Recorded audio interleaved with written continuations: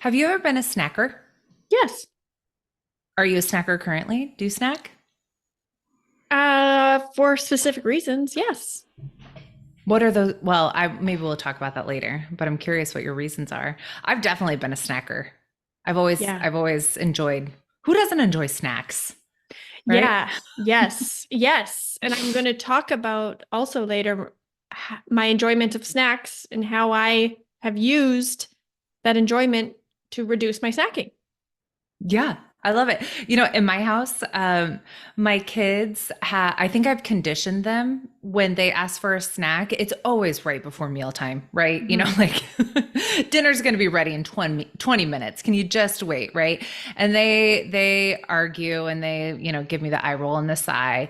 And I must have said, okay, fine, a small snack enough times because now when they ask for a snack, it's always a small snack. Mom, can I have a small A, snack? s- just a small snack right before bed. Mom, can I have a small snack?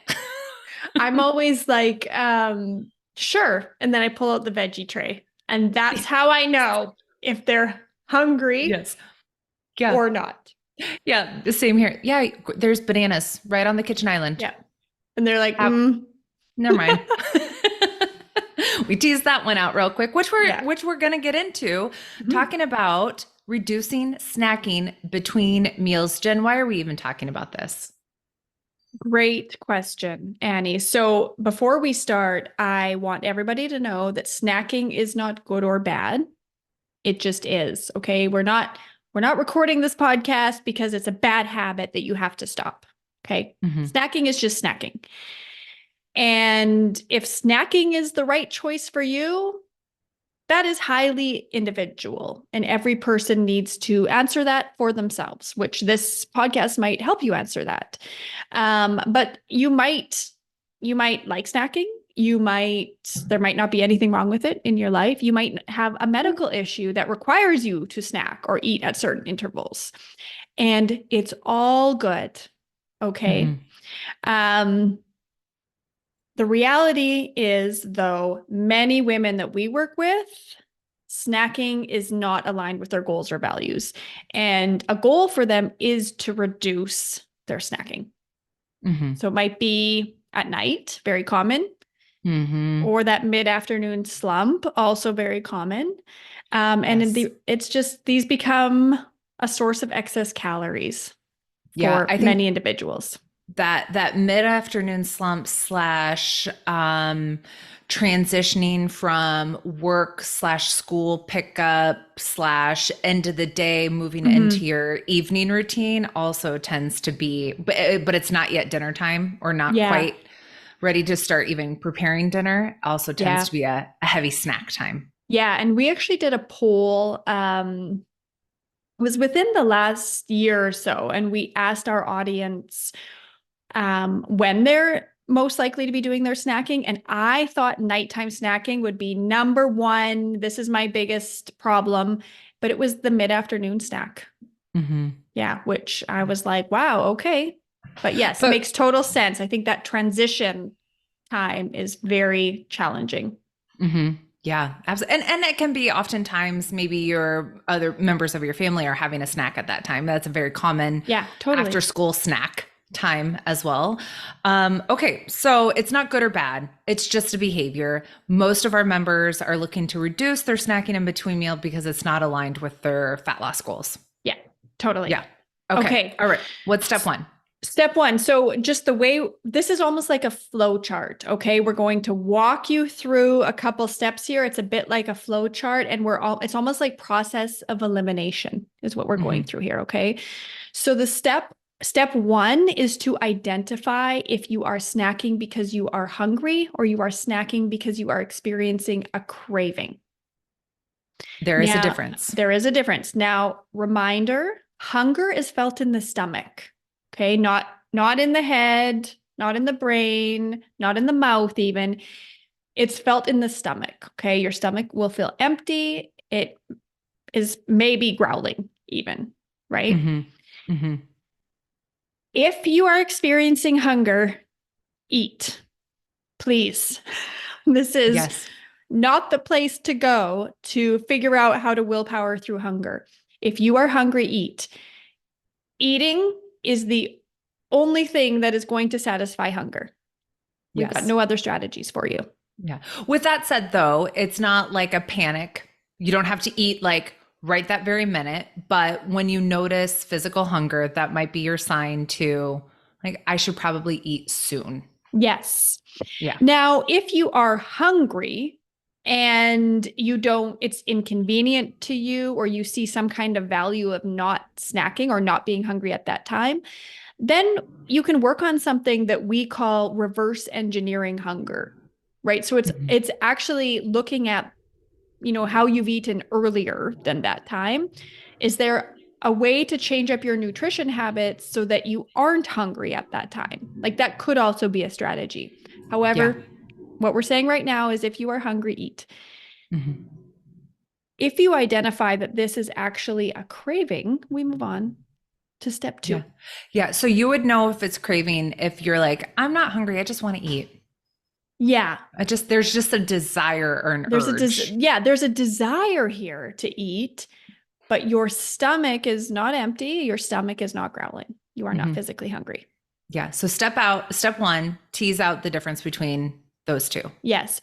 And Mhm. I want to mention here that, of course, we've worked with many women over the years, and this can be like easier said than done, Mhm. right? So a lot of women are so disconnected from their bodies and their bodily cues that they don't know what hunger feels like. And it might take some time like practicing feeling what that's like. What does Yeah. that feel like?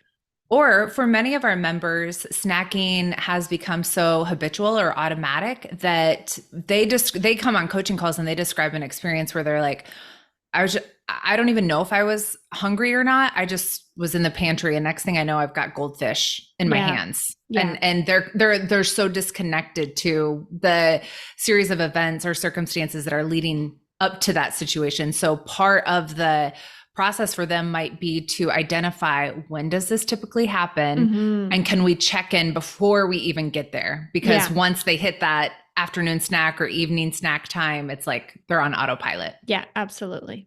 Okay. So then we move into step 2, which is to tease out where this craving is coming from and why it's happening. Okay. So Mhm. cravings can happen because of deprivation. Okay. So not necessarily like restriction and eating super low calorie.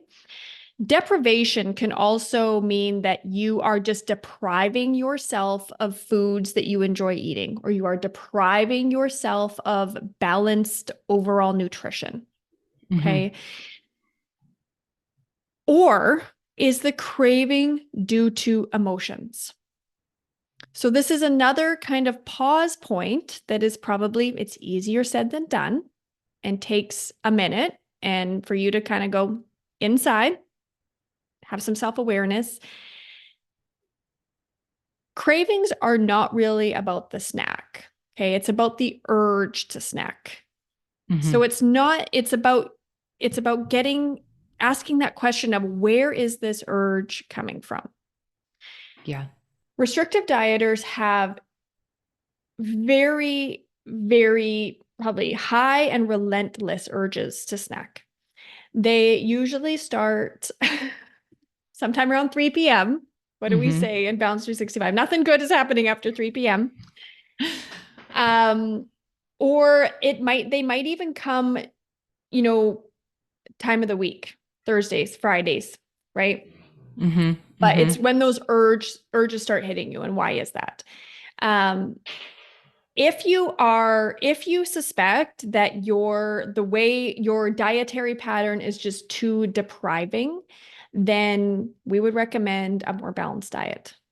Yeah. And again, I want to really just reiterate that this could be a situation where you've had an adequate volume of food, you've had enough calories and energy, but the food that you've eaten has been low on the fun factor. You're just not Yeah. enjoying it. It's kind of bland. It's just not really like It's not enjoyable to satisfying. you, right? Yeah. Yeah.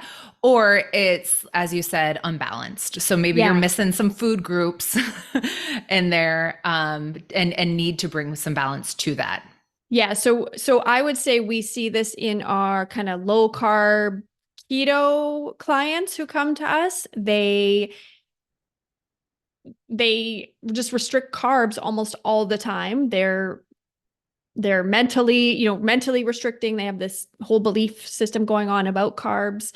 Um, and then they're having these low carb breakfasts, low carb lunches, and then guess what? 3 o'clock hits and they like cannot stay out of the cookie jar, right? Hmm. Um, I also see this in our clients who have a history of fasting. Hmm. So they don't eat all morning, and then they basically eat all afternoon and into the evening, Yeah. Yeah. right? I think low protein could also increase Totally. the likelihood that you would experience a craving, which may be a little bit harder to recognize, but it's not uncommon for women to join Balance 365 and they're not getting a serving of protein in breakfast or lunch and Hmm. maybe one or two in the day. So there might be an opportunity there as well. Yeah, and I'll also mention that I've had many clients over the years who thought they were emotional eaters, and once they increased their protein, they realized, wait a second, they were not emotionally eating. They were eating because their overall dietary pattern was they ate a low satiety diet, a low Hmm. protein diet, and it was just that deprivation aspect. They needed some Hmm. they needed some freaking protein. So Yeah. once they shifted to a higher satiety diet, those urges and cravings went away. Hmm. Yeah. So Yeah. yeah, so start exploring that. Okay, but what if it's emotions? So if you've by process of elimination, if it's not deprivation, so what this looks like in real life, it would be someone who is like eating a balanced diet. They're having, good full meals. Um, and they really can't identify uh, a nutrition shift that could impact this experience, then they are likely eating. It's an emotional eating experience, an emotional eating urge. So that, When I snack nowadays, when I snack, it is almost 10 out of 10 times just purely emotional. I've eaten well, I've eaten enough, the balance is there, I've checked all those boxes. I'm just feeling some emotions. yeah, mine is actually a mixture. Sometimes mine is emotions, and sometimes it is hunger because I've been so busy. I didn't intentionally restrict. I was so busy during the day. I've kind of undereaten at Mhm. breakfast, undereaten at lunch, because I'm just kind of speeding from one task to the next. And then it just hits me hard. But I would say I don't necessarily feel physical hunger. I'm not like, oh, my stomach's growling. I just get this very strong urge to go eat. And I kind of realize after the fact, you've basically had nothing to eat all day. Like, Mhm. give it a rest, Jen. Yeah. So, anyways, yeah, it could be and people could have one of these things going on or many of them, right? Mhm. Mhm. Yeah. So now we're at emotional eating. Okay, so now we've moved on to step 3 and we've realized that our urge to snack, we're not hungry, we're not depriving, we need emotional eating strategies. Mhm. And the process of working through your emotional eating urges is highly individual. But we are going to give sort of a little framework here, some questions for you to ask yourself. Okay. Mhm. And the big question is with emotional eating is, what do you really need? So most people who are experiencing emotional eating urges, what they really need, what that craving is actually telling them they need, is that they need self-care. Mhm. But they've trained themselves or their brains to use food as self-care. Yeah. So when you're in this state, that food that you are eating or typically would eat is offering a reward to you. It might Yeah. be soothing, it might be comforting, it might be entertainment, it might be helping you procrastinate Yeah. something, right? And so asking that question, like, what do I need? Like what is the food giving me? What Yeah. and teasing some of that out can be really, really helpful. Yeah, so it's almost like here's where you are. Like this is what you're experiencing. Okay? So what am I thinking and what am I feeling in that moment? And then the food helps me move towards how I want to feel. Okay? So Hmm. the food is just the bridge to getting there. Then it's asking what else could meet that need? Okay, is there something else that we could take out the food as the bridge and create a new bridge towards how I want to feel? So, for example, our mid-afternoon snackers, I would say more often than not, our mid-afternoon snackers actually just need a break. Yeah. And it's Yep. like they feel, and there's also, as I'm coaching a woman, there's often like things that come up in a coaching call might be like they feel some guilt just taking a break. Like going Hmm. to eat Hmm. gives them a reason, gives them an excuse to like take a break. Hmm. But just the idea of taking a break is kind of uncomfortable, maybe even brings up some guilt. But Yeah. it's like, no, you actually just need a break. Yeah. Well, and when you pair the experience of getting a break with something really pleasurable, like a yummy snack, you've got kind of like a 2-for-1 reward Yeah. there. I get a break and get this yummy snack. Yeah. Yes. Yeah. Yeah. I'll share another coaching call that has always stuck with me. It's not, she needed a break, but she didn't need a break to like come down or calm down.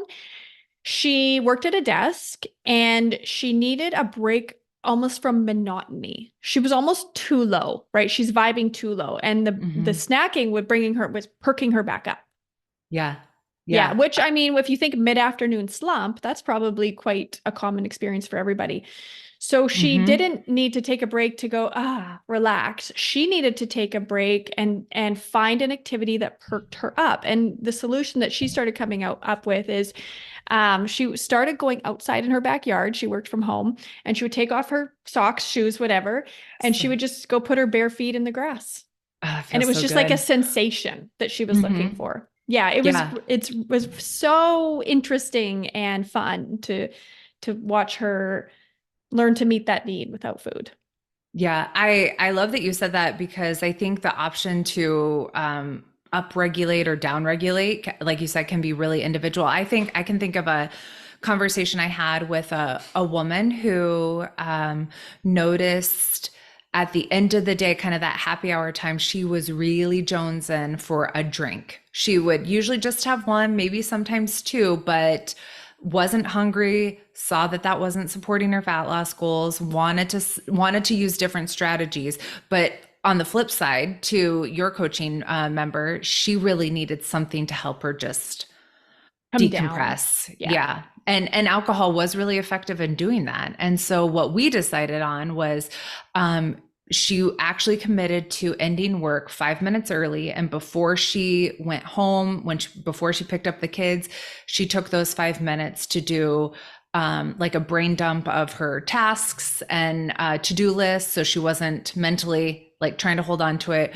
She did some deep breathing. She wrote in her journal, and super quick, that was done. And she said within a few days, the desire to drink was almost eliminated. It I was have amazing. I've been in a similar place. I would use food, not alcohol, but I it was kind of back to that transition time. So I've been in a place where I'd be working, and when you work from home, there's no drive home. You're really just boom, working, boom with your kids. And it was a very intense experience, I realized after the fact.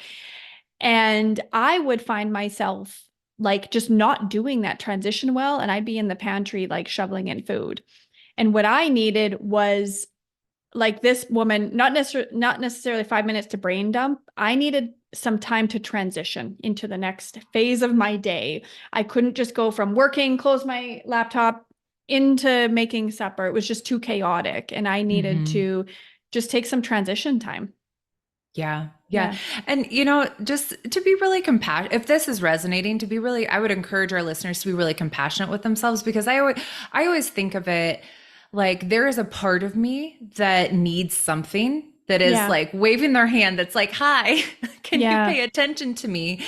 And to just disregard that, to ignore it, to stifle it, to like shove it to the side can feel so disconnecting to yourself and Hmm. dismissive of yourself. So maybe you find that I can't give myself what I need in that moment. Maybe you do need to like go to bed early, or maybe you do need to make an uncomfortable phone call, but like this isn't the time or whatever. Maybe you can't do it right now, but at least just acknowledge it and Yes, say like, acknowledge it. I will tend to this, Like, I you see know. you, need. I see you. I can't tend to you now, but I see you. Yes, Yeah. exactly. Just like when you yawn, you're not like, oh my God, I got to go to bed right now. You're like, Yes. oh gosh, I'm tired. I should probably get Go to to bed bed early early. tonight. Yeah. Yeah. Yeah. Um, so yeah, those are some really common scenarios with our mid afternoon snackers. This isn't as common, but I did coach a woman a few days ago on morning snacking. She isn't hungry. She knows it's emotionally driven, and it's essentially that she doesn't like her work. And it's almost like the food is a reward to keep her going through the morning. So Mm. she's like, made it to 10:30, lunch isn't till 1, and she's just like, ugh. And she's like, well, if I had some delicious food, that's just, I made it and then I can eat while I continue to work. And it's just like keeps her going. So, I mean, that could happen in the morning, mid-afternoon, but that is also I mean, the solution there, a couple places where we're going with that is just some mindset work, right? Like the Mhm. food doesn't it because in her mind she's like the food really does make this better. Well, momentarily until after you're done eating and then you're full of regret, right? Mhm. And so it's also building in like the reality is she's not quitting her job, right? Like that's just not happening. And the need here is a treat. And so Yeah. it's like, Some it's like, fun, some yeah, so let's pleasure. just Yeah. let's just acknowledge it. Like you don't have to feel guilty for this. We don't have to change your mindset about it necessarily. But it's like, well, what else can be a treat for you? Mhm. Right. So, yeah, anyways, lots of interesting conversations. And hopefully, people listening are now having that with themselves or maybe thinking of joining coaching to start teasing out, what they need and what they can try. Yeah. But then there's the nighttime snackers. Okay. So there's mid afternoon, daytime snacking, and then there's the nighttime snackers. And I find that this can be a really intense experience for a lot of people. And it can also feel like a very challenging habit to break. Mhm. And it's because it's almost like a combination of factors build up and the evening hits and you've got this perfect storm for emotional eating. Like the lid comes off, you know, and it's Mhm. just that you're tired and you're stressed. And a lot of our nighttime snackers really just need to get to bed. Yeah. That's And again, this is neither good nor bad. Funny, I was actually coaching someone the other night who snacks at night and she, had labeled this as a bad habit and she wanted to work through it. And her and I started talking it through and turns out she is hungry at that time. And turns out there was no problem. So it could be a problem for someone else, but for her, she was like, oh, it's okay. She's not eating chaotically. She just has a small Mhm. snack. And it's like, okay, I'm good. This is good. So, anyways, our nighttime snackers are using food often to de-stress, reward themselves for getting through the day, just have something for them at the end of the day that's just for them that they don't have to share. Um, Increased and pleasure of yes, whatever else they're doing. and they're tired. So when you're Mhm. tired, your ability to self-regulate just goes out the window, Mhm. right? So it's like quite often, I might be able to help a woman work through her morning snacking urge. We might get through that a little more, at a quicker pace than we might a nighttime snack. And it's because her ability to self-regulate in the morning is probably more accessible than her ability to self-regulate in the evening. And Mhm. really like think about like a toddler, right? Yeah. Like it's like their mood just deteriorates through as the day goes on. And Mhm. so just think of yourself like that, this little inner toddler that's just getting tired. So yes, going to bed is like definitely something people really need to try who are nighttime Yeah. snackers. But then also, but also the process really isn't different. It is really thinking about what you need, like what Hmm. is behind this urge, and if you can swap out something else. Another woman I coached the other day, um, she needs to something to transition from dinner cleanup to going to bed. And the transition for so long has been eating. And so as she acknowledged, no, it's just like it's a transition. That's what I need. I need kind of a come down. I go from like chaotic dinner cleaning up and then like going to bed is just like it's just such a dramatic change in, vibe, Hmm. energy Hmm. vibe. Hmm. So she's started to have a shower right after dinner cleanup. And like that does the trick for her. She has no eating urges after she comes out of that shower. Yeah. Yeah. Well, and sometimes even just changing location or changing how you Yes, that's what spend she your is. She also needs to evenings. like Yeah. get out of the kitchen. She needs to get Yeah. out of the kitchen. Yeah. I tell my kids the kitchen's closed, Yes. primarily because I don't want to be cleaning up the kitchen again. Yes. But we turn out the lights. It's, everything shut down. So it's really not even as much of a visual stimulating cue as it Yeah. is during the day. We can link to an episode we have where I coached Annie about her nighttime eating a few Hmm. months ago. And like spoiler alert, listen to the call because I think the details we get into the call are very powerful and probably effective. But you well, why don't you share what you ultimately realized you wanted and needed at that time? I needed something that was like just mine, that was Yes. pleasurable and joyful and like that I wasn't sharing with anyone. Yes. And I want to acknowledge that sometimes that's really hard to do. It can be really hard to meet your needs when you are in a circumstance where there are other people dependent on you, whether Yeah. that's at work or you've got children in the home. Like you could maybe identify, I need to get outside and go for a walk. That would really help me just reduce my stress right now. That might not be available for you if you've Hmm. got an 18-month old at home, right? Or you've got a meeting in 10 minutes, right?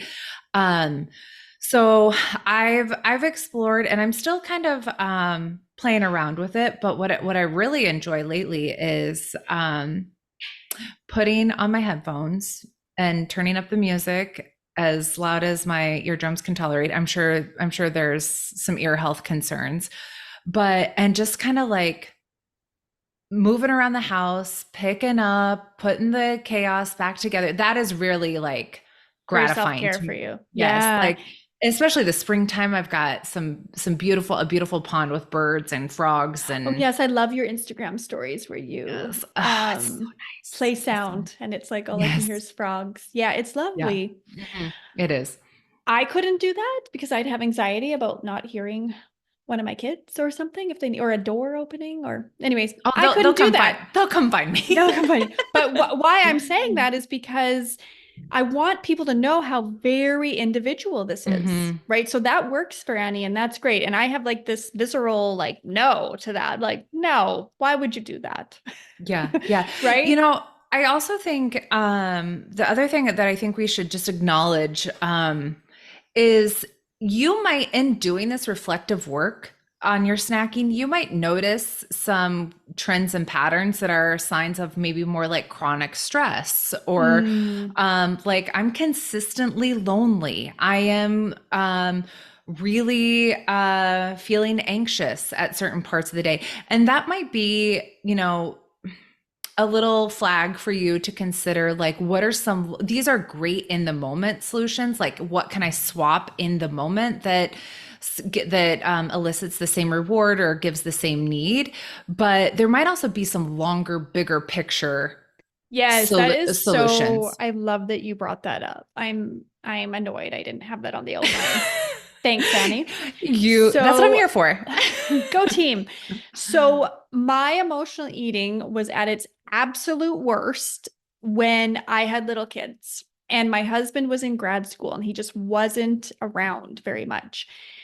And the deeper need was some alone time. Now, listen, I was alone when I was emotionally eating, right? But it was like this greedy, selfish, I shouldn't say greedy, but it was just this like, my cup was so empty at that time of day. It was like, I was just pouring, and it was like overflowing. And it was like, We're that not was, making a dent in yeah, it. like it was Yeah. like it was just I was so emotionally empty. I was trying to fill. And so it, there was just, I needed sort of a mindset shift a little bit, but I needed more alone time throughout my week period, like just Hmm. moments that were just for me. And I needed to build that into the structure of our family life. Yeah. And it was hard because my husband was in grad school. So the urgency of being there and being at the school all the time was there, but and he certainly could not work at home when we had little kids. And so, we just started building in these things like it was obviously required a bigger conversation with my partner. How could we restructure this? This is Mhm. what I need. So yeah, those aren't in the moment little strategies. They weren't going to work for me. Like in order to truly get to the bottom of this issue, I needed like a restructure of systems in my life. And so, I mean, our solution was Sunday mornings. He could commit Sunday mornings to like getting up, getting the kids out the door, and just giving me some alone time in my Hmm. home, which was what I really Oh, wanted, that's the best. alone in my home. And he Yeah. wouldn't come home till lunchtime, and then he would go off to school. Yeah. So yeah, it was just, and then also then like I started a creative writing class, and that would be the Hmm. thing I did Thursday night. So, and it's like I can't believe how much that impacted me. And I want to remind everybody what I said at the beginning of this when we started recording. It's not about the snack, it's about the urge to snack, right? So Yeah. I just can't believe how when I made those changes and gave those things to myself, the urge, right? It's about what it did to that urge. I didn't magically figure out how to willpower through those urges. I figured out how to reduce the urge. Yeah. Yeah. Yeah. It's always really telling to me when our members go on vacation and they're like, I didn't have any cravings. I ate Hmm. balanced meals. I came to meals when I was hungry. I stopped when I was full. I enjoyed all foods in moderation. It just seemed like really a lot easier than it does at home. And I'm like, well, when you're on vacation, you don't have loads of laundry, bills to pay, Hmm. kids to pick up, homes to clean, emails to answer, bosses to reply to, and like, your stress and the demands and connection, like your needs are probably being met at a fuller Yeah. capacity. And Yeah. that's the result of, when you're tending to those emotions. It also makes me think we interviewed Stephanie for a member spotlight, and she talked about her relationship with sweets and treats. And that was a big sticking point for her. And part of her solution was picking up a writing habit Oh yeah. and doing some more creativity, like activities that Yeah. brought her joy, and that also supported reduced sweets. Yeah. I know people listening are like, yeah, right. Like I just know they're out there. I know It's you're like, yeah, this is fluffy stuff. Try it. yeah. Like I'm Hmm. not suggesting you start writing if you don't like writing. I've had a member start painting. She picked up her paintbrushes. She hadn't painted in years. And you know what it is? It was so fulfilling for her. And a lot of our out of control snackers, they're just not fulfilled. Yeah. Yeah. Yeah. Which once you get the satisfaction, the like deep fulfilling satisfaction that some of those behaviors can bring, you realize that, like, oh, food was just kind of surface level and temporary. Hmm. And It was a band-aid. when I participate in these behaviors, it's actually like fulfilling on a much deeper level. Yeah. Yeah. Beautiful. Okay. Okay. Do you want to do a quick recap of 1, 2, 3? Sure. Let's go through the flow chart. Okay. Remember, Okay. this is process of elimination, and it's truly figuring out why you're snacking. Step one, identify if it's hunger or if it's a craving. If it's hunger, eat. If it's not hunger, move on to step 2. Identify if it's a craving due to deprivation or a craving due to emotion, an emotional craving. If it's a craving due to deprivation, please consider eating larger, more well-balanced meals. Please consider incorporating some of those fun foods a little more often, just being less restrictive. Give that a try. If you realize it is 100% an emotional craving, then move on to emotional eating strategies. Get to the heart of what you really need.